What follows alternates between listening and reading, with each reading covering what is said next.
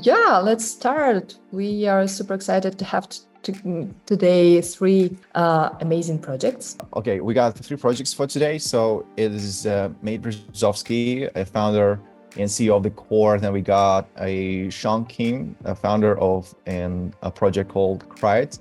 And we also have Sean Anderson as well. I believe it's pronounced Ithiká, right?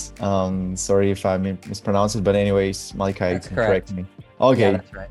Thanks for that. And yeah, just to remind you guys, we usually have 5 to 7 minutes for the pitch. So yes, it's going to be a timer on the right corner for you, and just to mind the timing, and also 10 to 15 minutes for the Q&A section. So yeah, it's all about the time that you need to be mindful of. So yeah, and of course, if you have questions, just don't hesitate to address them to speakers or just to us maybe. And yeah, you can raise your hand or address the questions in the chat box here below. So yeah, and just don't forget to share the screen if you really need sharing. All right, so yeah, let's start with Sean Kim. Yeah, if you're here, please go ahead. You can be the first one. Sure, thank you.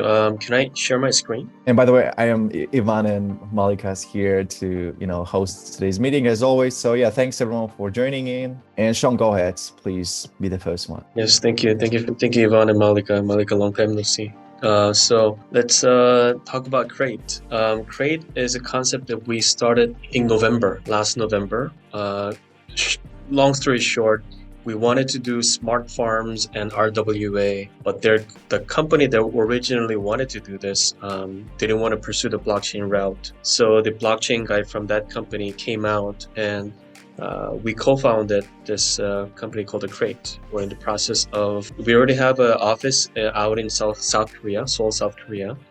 And we are in the process of creating the BVI corporation right now. We were in talks with a few launch pads, and currently we are applying for Gate Labs for consideration for investment. So what Kraet is basically, we want to have tokenization tool and exchange, like Binance, KuCoin kind of thing, combined it together. So we believe RWA is going to be solving the mass adoption case, real world utility to blockchain, the real world asset. And the lack of liquidity in high value assets, I think, can be resolved. High value assets like properties, real estate properties, supercars, yachts, collectible items, fine art can be all tokenized. Many of them have a marketplace, but they don't have an exchange where you can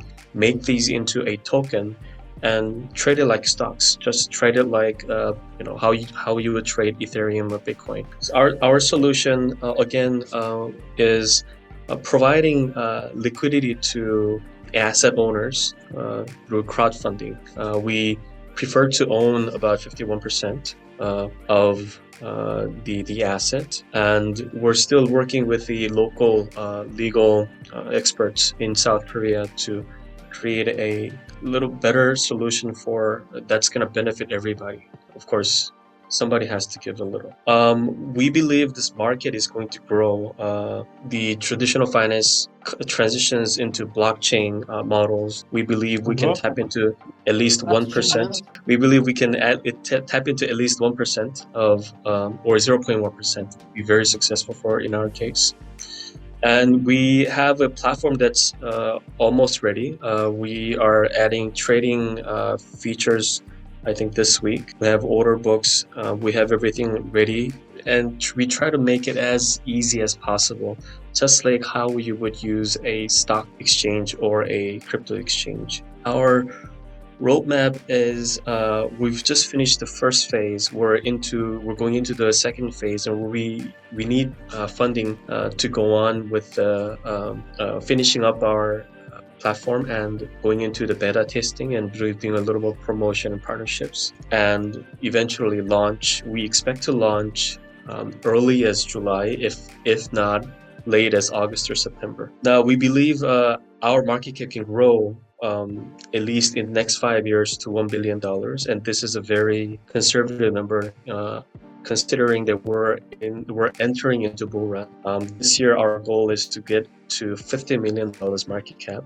And we believe we can do this using many different tools that's already available. How we're going to be revenue positive is going to be taking transaction fees, and we offering initial asset offerings for people who hold the high value assets, and we'll have listing fees for projects that's not going to go through IAO.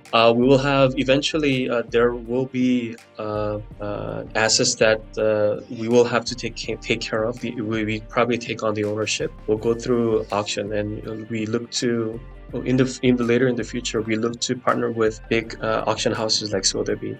That's our goal. Right now, the best round, the KOL round, is almost equal to seed round, and this is our current fixed tokenomics model. And the best RWA project, I think, back in March 10th when we made this, was Ondo. From our launching price, let me finish up. So from our launch price will be 800x if we do get to Ondo's market cap. And we come from different backgrounds within crypto. Lee Hae-sung was in a listing agency. I used to work for KuCoin and about 30 different projects advising. So thank you for your time. We're raising about $500,000, and we look forward to listening to it and answering any questions and listening to any opinions. Thank you so much. Thank you so Thanks, much, Joe. Sean.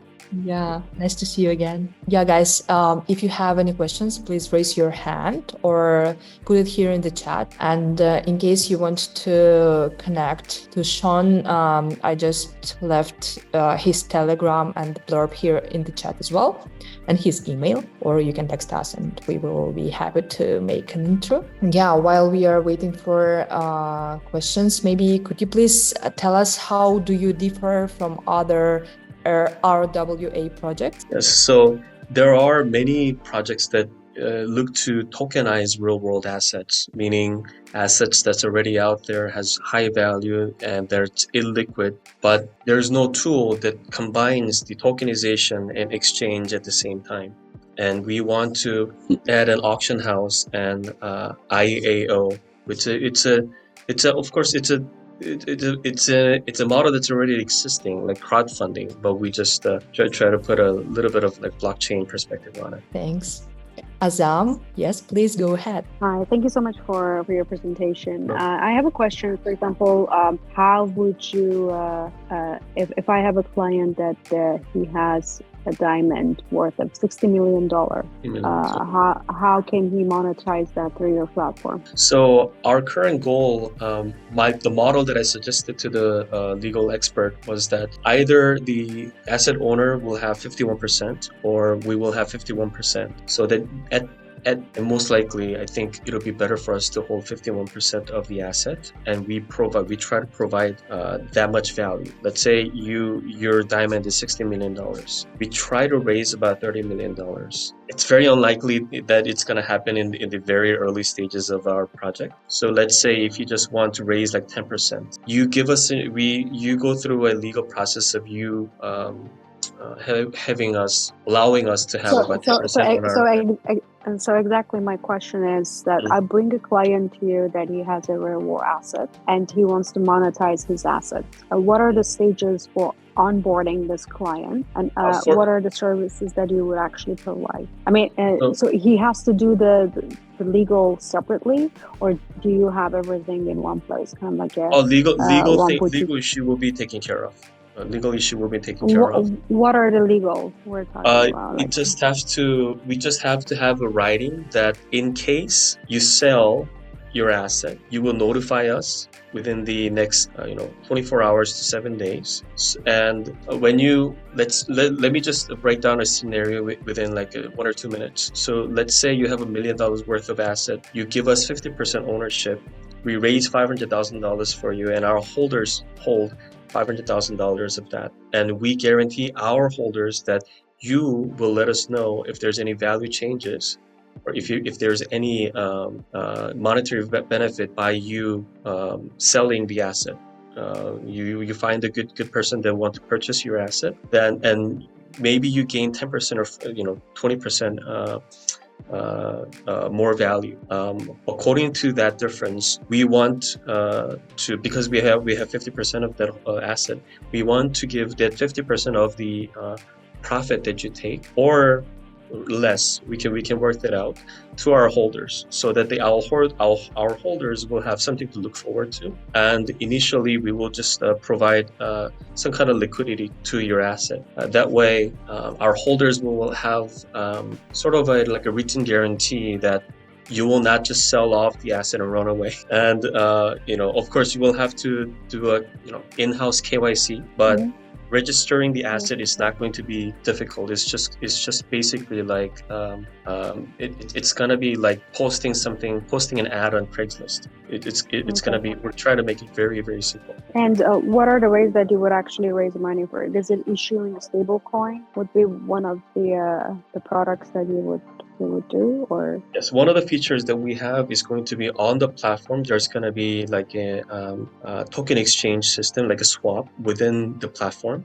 So you would every transaction on the asset within the exchange will happen through our token called Kraet token, Kraet, and you can cash out with the USDT, or you can cash out directly with Kraet. Of course, in the beginning stages, you're not going to have a lot of exchanges where you can cash the our token into whatever like Ethereum or USDT that you want to exchange to. So in the initial phases, we will have to exchange it within the exchange, our Kraet exchange, so that you can send it out to your local exchange and basically cash it out that way. Okay, thank you. I'll leave my Telegram handle here, just perhaps you can follow up. Yeah, thank you. Okay, if that's settled, please guys raise more hands or more questions, or we can proceed to the next one, right? Yeah.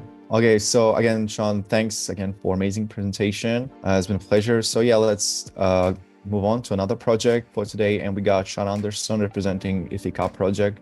So please, Sean, go ahead. Hi guys, how you guys doing? Let me just get to the right screen that I can share. All right, moving things around on because there's so many windows in Zoom.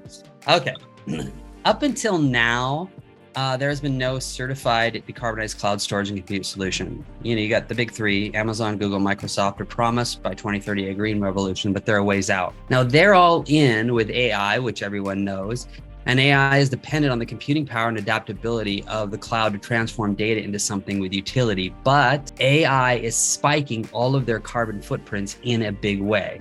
They're still committed to going green, which is good.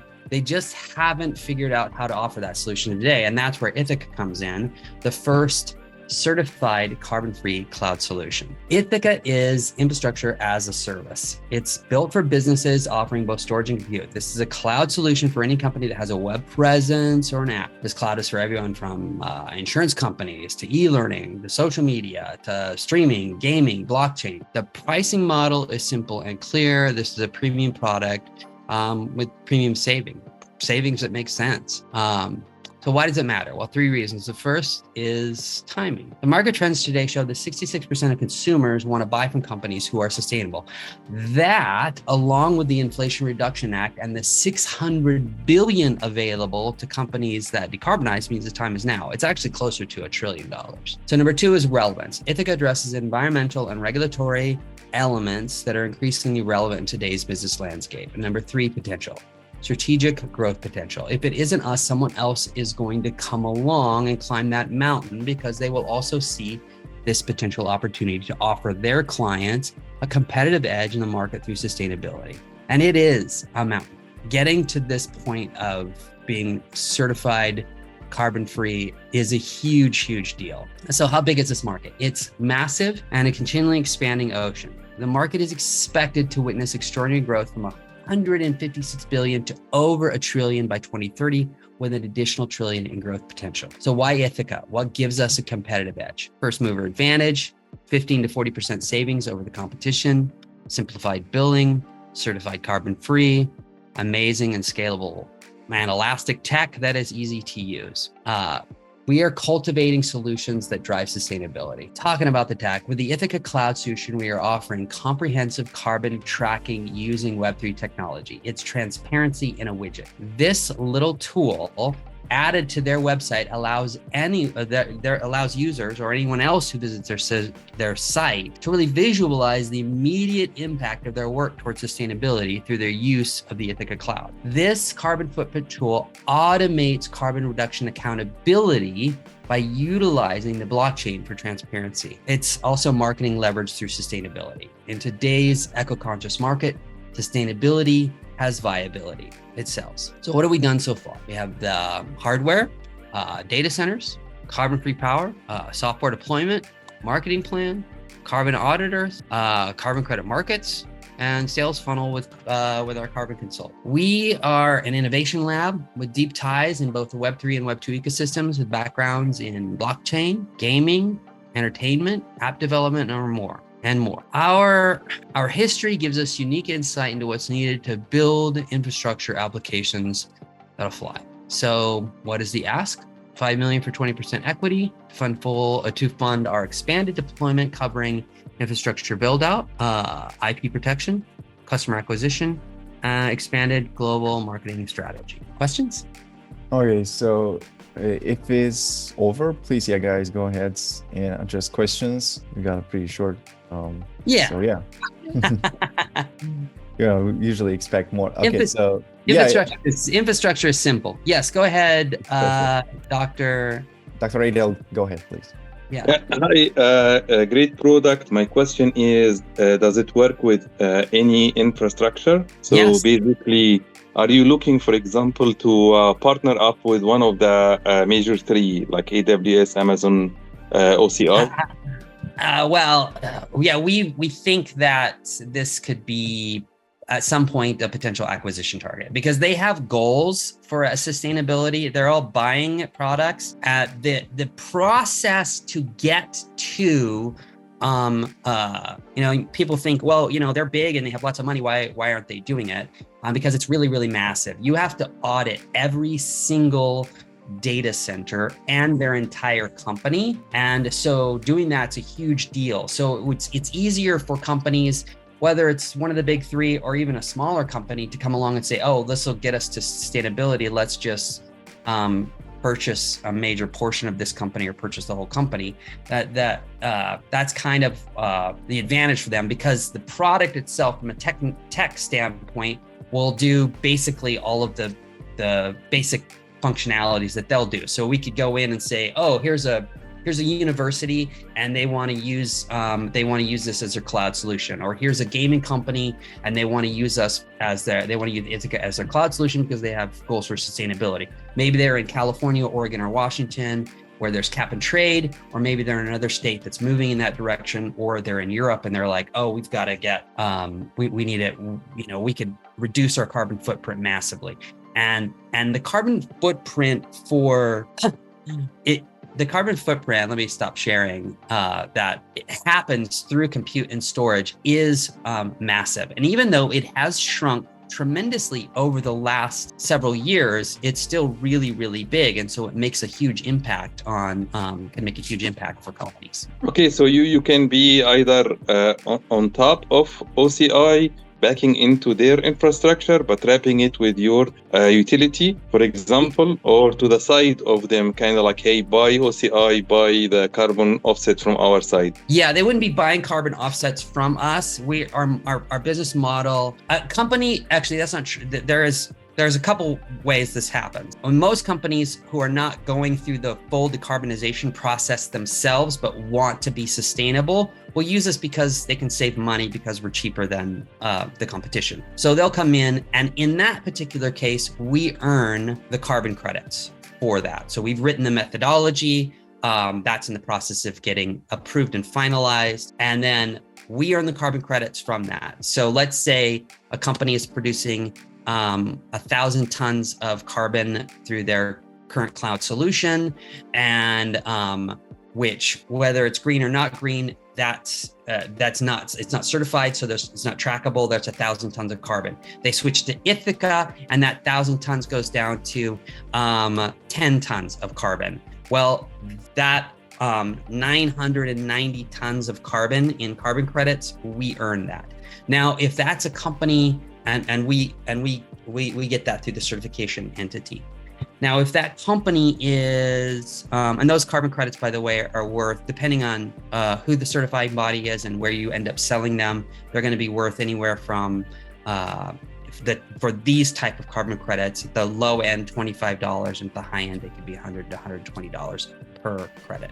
Now, if they're going through the decarbonization process themselves, then we can work out a deal with them where they would actually collect the carbon credits. So we're doing something similar to what Tesla has done as far as they collect the carbon credits, but we're doing it a little bit better in that, you know, people can actually have the opportunity to earn part of those carbon credits back. Okay, cool. I posted my LinkedIn. Let's connect, and I may be able of helping you further. That's awesome. Fantastic. Thank you. I'll copy that. Any other questions, guys? Hey guys, feel free to leave them. And yeah, meanwhile, let me be the one asking questions. So about your marketing strategy. So what are your marketing strategy to raise awareness around your project? A great question. So we're in the process of, we have all our buyer personas for the set sort of groups that we're targeting. And we have, within the cloud market, there are verticals, and our target verticals are,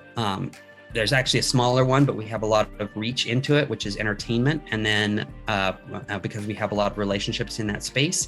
And then also, we expand out into IT, infrastructure, and that's another vertical, insurance, and the financial space, so insurance companies, real estate. That's another big target vertical for us. Partly on that side of it is that particular vertical, which is pretty attractive, has a ton of storage needs because they have so much paperwork that gets piled up, and they're usually very scattered, and they're not very tech savvy. So someone who can come along and offer a really easy solution with simple pricing and quick access is very attractive to that market.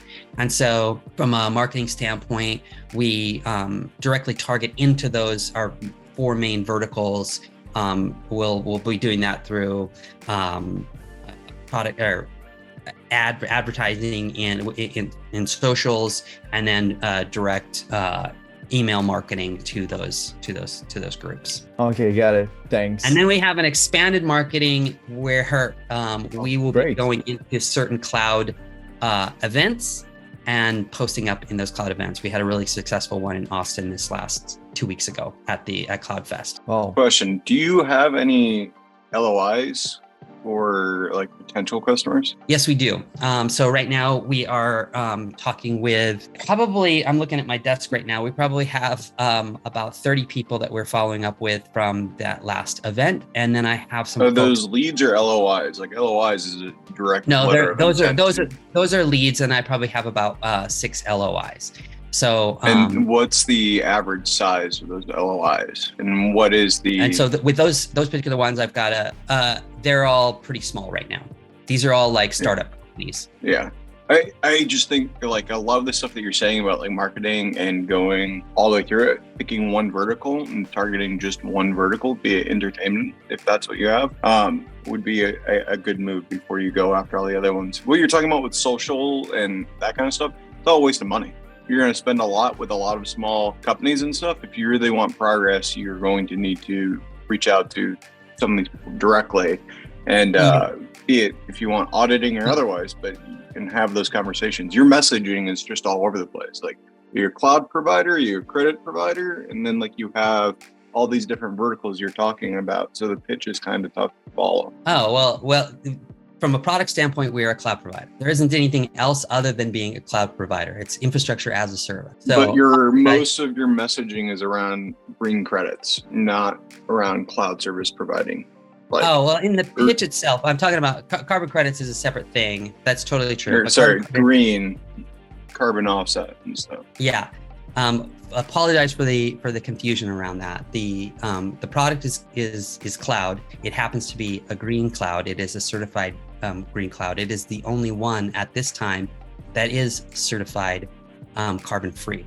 So that's what kind of sets it apart and may have created some of the confusion, because the revenue model also includes the fact that we will earn carbon credits because we have, it is a lot to take in, because there is, which is why my pitch is short, because I want to get to the question parts, because there are always people trying to wrap their brain around what, when you have a cloud that's also certified carbon free and there has never been anything like this before, there's lots of promises, but this is the first actual one. I have one bit of advice. It's the same thing that someone told me once, at patents and security and stuff.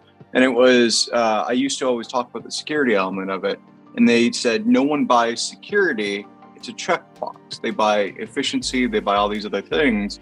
And if you're secure, it's a sales point. So I would say, like, if you're leading more with it being easy to set up, easy to use, entertainment, talk about those verticals and then say, oh, and it's carbon reduced or whatever, because it's a checkbox that says, like, I'm unique, even though I have all these processes and stuff, and then I can close it. So.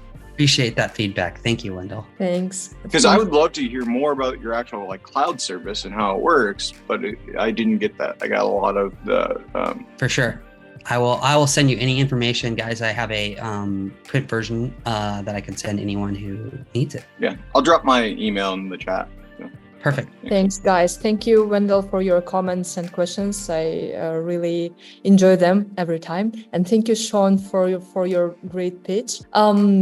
Thank you. Should we proceed with the next project, or do we have time for more questions, Ivan? Well, I think we can proceed to the third one. And yeah, again, Sean, it's been a pleasure. Thanks for the amazing pitch, and hope we'll try to connect you and get all you need. So yeah, let's proceed to the third project, and we've got Mate Brezovszki from the Core project. So please go ahead, Mate. Good. Thank you very much for the intro. Let me try to share the screen quickly. All right. Thank you very much. Thank you very much for the invite, and thank you for bringing me here today. Yeah, and I'm happy to showcase you the core and how a strategy game can eventually come alive. Just to give you some background where we are coming from and the good news. So we just got accepted to the Ithiká accelerator. You must know Ithiká, big and strong gaming analytics platform. And we are basically a part of the second cohort. It's so new that it hasn't been announced yet. And yeah, the first cohort members have already raised some funds. They also have some backing with Pantera and other partners. But we are part of the third cohort with fellow members like Jan Navi, who has built a Mahjong game, and they have 6 million users. So that's where we are coming from. And let me tell you that what the vision that we are building here. We want to bring the next genre in gaming, and how we do that is that we want to create the dynamic strategy games, which means basically interactive strategy games where player decision and contribution AI co-create a real-time narrative. And the AI part is fine because they do what we want to do them, but the people we need to motivate, and how we motivate them is that we bring a sustainable economic model to support their interaction and their motivation. So the problem that we identified is that the games are limited. Even as myself, I'm awaiting for the next release of the Civilization game, which is 2 or 3 years from now. And once I receive the game, I basically play around with the previous gameplay. And I evaluate that whether it's better or worse than a prior version, but I eventually lose interest and move to the next one if I have time. But this results in is redevelopment costs by the studios, reacquisition risk and cost by the studios, and people have to wait 2 to 5 years for the next release. And imagine that situation in the current attention span of the younger generation. So what we want to do is we want to make this whole gameplay interactive, and we want to bring people into it. And on that note, we want AI to create the visuals instantly, but we also want to bring the reactive storyline to it. So how we solve the problems is that we want to create a more engaging gameplay. We want to eliminate the gap years that game studios are facing, and we also want to do this in an auto development mode that I will tell you about more in a little. Why we do this now and how we do this? The reason is because the technology just got ready to build such games. Even Jensen from NVIDIA has a vision that all the games will be real-time auto-developing in 5 years, but he mainly meant the visuals. We want to extend it into the narratives. And generative AI can already create better visuals than the game designers, and large language models now can build complex narratives and manage multiple people interacting. And if you mix this with the blockchain evolution of tokenization and monetization and decision-making possibilities, that's already proven. That's when we have a mix that can evolve. And yeah, games are already considered as the catalyst to bring millions of users to the game, to the networks. How it works exactly is that we want gamers to be part of the narrative building. So whenever some new people are coming into the game, they receive some information and they have to make a decision about this information, that what kind of decision they make, whether they build, join a fight or explore. That will drive the narrative, that will evolve the narrative, and the people have to react. So the AI will populate scenarios based on the events in the game, and then people need to make a decision again as a whole, and that will drive the next clues, that will drive the decisions further.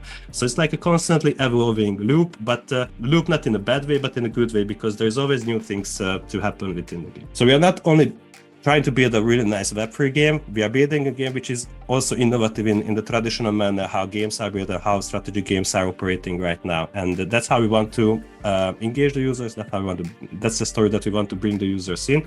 And yeah, we already had our MVP out, and with the MVP we already validated that people are engaging and they are willing to pay more for the experience than what they are paying for a traditional strategy game. Our revenue model is quite simple, so we are selling land in exchange for some Matic at the moment, but we will increase this as the exploration goes further, and as we have new revenue models for new game features. Generating revenue is nice, but we need to create an economy which is really evolving. So that's why we introduced the influence token, which is the fuel and the governing power of the core economy. That's what people receive for engaging with the game. That's what they use to engage with the game again. So that's what they use to engage with the features. That's what they use to make decisions. So it's a combined utility and governance asset within the core. Like I mentioned, we launched the MVP. The whole purpose was to validate that people are engaging in such experience and they want to cooperate and want to build stuff. But where we want to end up is like a multi-chain abstracted solution. So we don't want the blockchain to limit the possibilities, and we want to build an engaging gameplay for multiple style of game genre. But the ultimate vision is that we are going to create a game that builds itself on the long term. I showcased you some numbers on the validation. As you can see on the numbers, these are not fake. So we just really minuted a couple of hundred of dollars of budget. We onboarded more than 200 users, and we already have some revenue. But the purpose was to prove that the concept is working. So with the fundraising, we would like to reach a stage where we are actually one of the best performing games overall. This is the roadmap to reach this vision. It all starts with building the features to make sure that we have the utility and all the features for the EFL, and that is what we want to launch in multiple series in the next by the end of the next quarter. And eventually, with new game features, a couple of more runs, we want to create a game which can really come alive and scale to the global level. Right now we are raising last sentences. Right now we are raising 750k. The whole purpose is to bring the game to the next level and launch the EFL token. With the revenue, we would like to break even in the first year, and then even scale up from there with multiple sources. And what unites us all in the game is that we are all passionate about Web3 strategy games and space exploration. So basically, whoever joins us share the same passion. So that's what keeps us together. I do have a couple of more slides as support, but time is up. So let me finish up, and happy for your questions. Yeah, you can always expand the topic and the questions, like if any address. So yeah, please guys, raise your hands or leave something in the chat. And meanwhile, I want to ask you about what are the next game features to be released in your projects? So right now people are already able to build empires and generate some resources and build some technologies. This is required to go with the flow of space exploration. This is like what we call the builder layer, but the next layer will be about the commander layer. We introduced two things there. We actually introduced more things. We introduced in-game items that people can develop through microgames, but we also involve a freemium gameplay, so we can generate a larger amount of users that are going to eventually use the infrastructure that are being built in the first layer. Okay, got it. And yeah, the next one. So you said about the dynamic gameplay. So can you share an example of like a dynamic gameplay, how it would work and how it would look like with the AI assistant that you mentioned? Yeah, sure. Thanks for bringing it up. So the idea is, let me give you an example. So let's say that we are already in an evolved gameplay scenario, and we have Earthians and we have Martians who might have a little conflict. So when a new player joins the game, he receives some clue on Mars. Let's say that he discovers a spy, and that spy is feeding information that Earthians would like to attack Mars in some way. So you can make a decision what to do with this clue, whether he brings it to the Martian people or whether he brings it to the Earthian people, and then he will join some side. But based on this new information, that side will need to make a decision. So let's say if he brings it to the Martians, and the Martians know that the Earthians would like to attack Mars, then the decision can be through the AI support that let's build a huge shield around a construct of Mars, and then they need to build something, and then the attack from Earth can happen, and then the AI will decide whether the attack and the defense was successful or not. And after that, they go for the next stage. So it's like how they evolve, how the whole narrative evolves is that people come up with scenario, the AI comes up with scenarios, people make a decision. Based on the decision, the AI will evaluate what are the next steps, and then it will feed the constructing structures or the storyline. So that's how it all comes together in a constantly evolving scenario. Oh yeah, that's really interesting concept you're bringing here. Really like that one. Glad to hear. Yeah. Yeah, let's see, guys, if you have any more questions to make, please raise your hand or address it in the chat box below. Meanwhile, yeah, Malika, do you have a question? Yeah, maybe Mate, thank you for the definitely have. presentation. Maybe you can tell us more regarding the fundraising. You are now with an accelerator, and yeah, do you have already any backers? Yeah, thank you. It's indeed an important question. So we basically just started fundraising discussions a couple of weeks ago because we were bootstrapping so far fully, and we didn't even want to fundraise before we validated the whole story. And right now we got accepted to Ithiká. Ithiká is backed by Pantera with a 50 million fund to invest in the projects that they are bringing on board. So basically that's one of the rides that we want to, but we already have a couple of interested soft commitment US investors. We have a few partners who are interested in investing, but they haven't invested in Web3 gaming yet, so they needed someone who has more experience in Web3 games. So that's the missing piece that we want to fill. And Ithiká, we're happy with that, but we are open for other discussions too, for sure. We want to close the round by the end of August. That's our timeline. So there's still place to fill. Okay, thank you. Yeah, guys, if you want to text Mate, there is his Telegram and email in the chat, or you can text us, we will connect you. And yeah, feel free to raise your hand or text your questions here in the chat. And that seems there are no questions. I think it was pretty clear. Yeah, again, thanks, mates, for the interesting concept. Really looking forward to see that in action. Wish you good luck. And yeah, I think we can finish this up. It's already like a time for our usual weekly collective call. And yeah, we always will bring it up next week. So yeah, guys, thanks again for joining in, for supporting us. A huge shout out to everyone, for every speaker here who presented their project. It's been really a pleasure to see you all here again. And yeah, let's see each other next week, the same time. Yeah, have a good week, have a good day, and yeah, see you soon. Thanks. Thank you very much, guys. Thank you. Bye. Thank you so much for joining. Have a great day. Thank you so much for your time.